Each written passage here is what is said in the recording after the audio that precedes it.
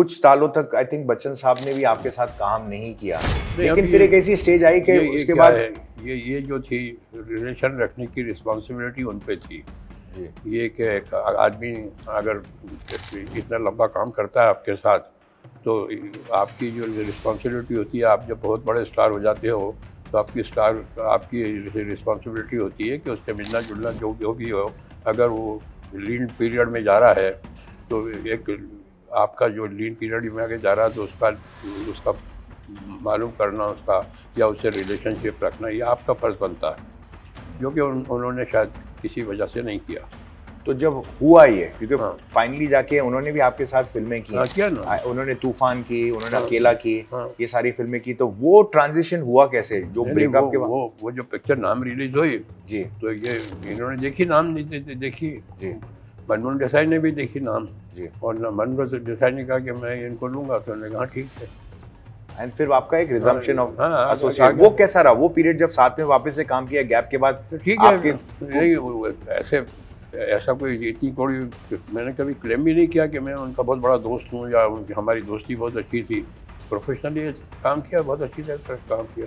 तो बच्चन साहब के साथ भी आपने 2 इनिंग्स खेली, एक आपने जब जावेद साहब के साथ जब पार्टनरशिप में थे तो आपने उनके साथ काम किया, फिर पार्टनरशिप टूटने के बाद शायद कई साल लगे, लेकिन उसके बाद भी आपने फिल्में की, काम किया। How was your resumption of working with him? How did you feel? नहीं, मैंने कहा ना कि वैसे भी हमारी कोई ऐसी आई हैव नेवर क्लेम कि बहुत अच्छे दोस्त थे या हम लोग को चले, मगर जब अलग हुए थे ये तो अब बाद में साथ में जब आए तो मेरे एक काम देखा, उसके बाद ही आए ना, मेरे अकेले मेरा काम देखा, उसके बाद आए ये भी और बाकी के लोग भी आए सब।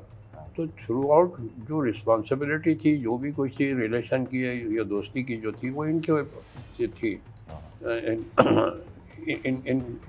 इनके उसमें थी, एरिया में थी।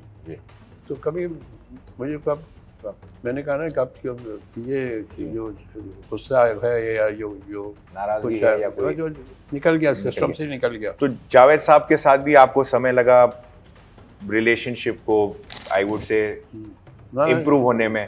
आज आपके पर्सनल रिक्वेशन बच्चन साहब के साथ कैसे हैं?